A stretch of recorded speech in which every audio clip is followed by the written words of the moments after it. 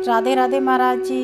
महाराज जी, घर में लड़ाई झगड़ा बहुत रहता है, आपस में मन मुटाव रहता है, तो बताइए क्या करें जिससे हमारे घर में बिल्कुल भी लड़ाई झगड़ा ना हो। देखो, ऐसा है, आप बाहर की बात करते हैं, बात अंदर की। बुद्धि इतना कलह पैदा किए हुए हैं, अंदर प्रपंच पैदा किए, अगर उसको सुधार लो तो बाहर का कलह कोई परेशानी नहीं कर सकता। बिल्कुल सत्य मानो, भक्ति में बाहर की विशेष अनुकूलता की जरूरत नहीं है कि हमारे पत्नी अनुकूल होना चाहिए, पति अनुकूल होना चाहिए, परिवार अनुकूल। अगर हमारा मन हमारे अनुकूल है तो सारी बात बन जाएगी। देखो, त्रिभुवन पति पिता हिरण्यकश्यप 5 वर्ष के बालक प्रहलाद पर विपरीत है। अब क्या बकाया रह गया, उसके अनुकूल क्या रह गया? वो त्रिभुवन पति है, देवराज इंद्र के पद पर बलात् बैठा हुआ है, और इतना बड़ा तपस्वी, किसी का सांप काम नहीं करता उसके ऊपर, और इतना बलशाली हो। बालक कितना, 5 वर्ष का, लेकिन हरि भक्ति में मन लगा है तो भयभीत कर दिया हिरण्यकश्यप को। भयभीत हो गया कि मरेगा कैसे, कांप गया, और अंततोगत्वा भगवान ने फाड़ के फेंक दिया उसको।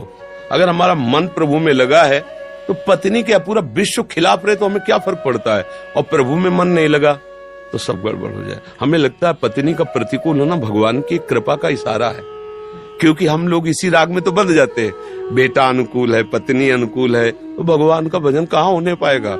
और जब वो प्रतिकूल है, सब प्रतिकूल, तो लगता है कोई तो प्यार करने वाला हो, तो फिर प्यार समुद्र भगवान की तरफ हमारा मन जाता है। तो कृपा मनाओ, भगवान की विरोध भाव काहे को करते हो? पत्नी में भगवान का दर्शन करो, भगवान की कृपा उसकी चेष्टा में देखो कि अगर तू प्रतिकूल ना होती तो मुझे भगवान की तरफ बढ़ने का रास्ता न मिलता। समझ में आ रहा है? चिंतामणि वैश्या ने बिल्व मंगल जी को जब धक्का लगा के बाहर किया और कहा, इस चमड़ी से जितना अनुराग करता है अगर कृष्ण से करता तो तेरा जीवन सार्थक हो जाता।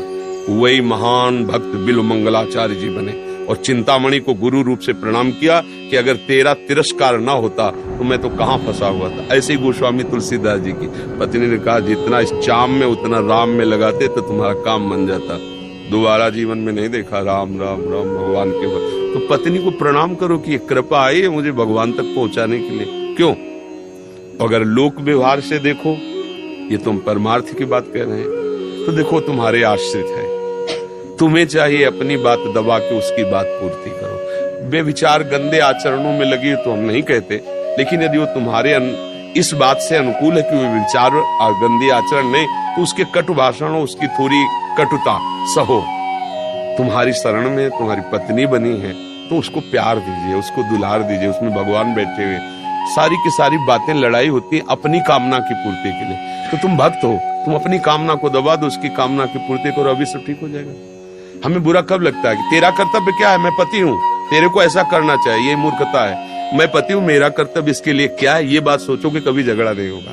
वो थोड़ी देर नाराज है, चुप हो गए। ये बड़े बड़े भक्तों के जीवन में हुआ है। तुकाराम जी महाराज महाराष्ट्र के थे, उनकी जो पत्नी थी बहुत ही कड़ुआ बोलने वाली, कड़ुआ व्यवहार करने वाली थी।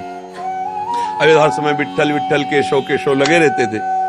वहां भोजन की भी व्यवस्था थी, बच्चे थे। एक दिन किसी ने गन्ना दिया, 4-5 गन्ने दिए होंगे, तो घर की तरफ ले जा रहे थे, 2-4 बच्चे खेल रहे थे, उनका हमें दे दो, तो 2 गन्ने तोड़कर उन्हें दे दिया, चलो 2 से परिवार को दे देंगे। पत्नी देख रही थी, जो ही गन्ना दिया वही गन्ना लेकर के मारा, गन्ना टूट। हाँ बोले, टूटना तो था ही, अच्छा है टूट गया, कोई रोष नहीं। एक दिन वो सभा में बैठे ऐसे सत्संग कर रहे थे, वो गुस्सा किया, ये विट्ठल विट्ठल बोलता रहता है, घर में चूल्हा जलाने के लिए ना लकड़ी है, ना आटा है, ना भोजन है, बच्चे भूखे रहते, विट्ठल विट्ठल। पानी लेने गई थी, मिट्टी का घड़ा बीच सभा में जाके उनके ऊपर डाल दिया।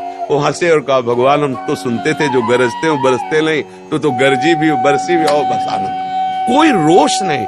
भक्त तो वही है जो सह जाए, तो भगवान ने प्रतिकूलता घर में दी, उसको सह जाओ, क्या परेशानी। क्यों? दोनों बात से, व्यवहार से और परमार्थ से, दोनों में आपको ही सहना पड़ेगा, और आगे भगवान खुद निर्णय कर देंगे। अगर वो गलत ही चलती जाएगी तो उसका मन असंतुष्ट होकर आपसे अलग हो जाएगा। पर आपको चाहिए कि उसे अलग नहीं करना, धैर्य पूर्वक उसकी कामनाओं की पूर्ति करना, उसकी सेवा।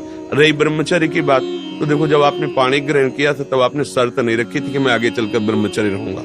वो पत्नी है, अगर उसकी मांग है तो आपको एक पत्नी व्रत रहना ही ब्रह्मचर्य होगा।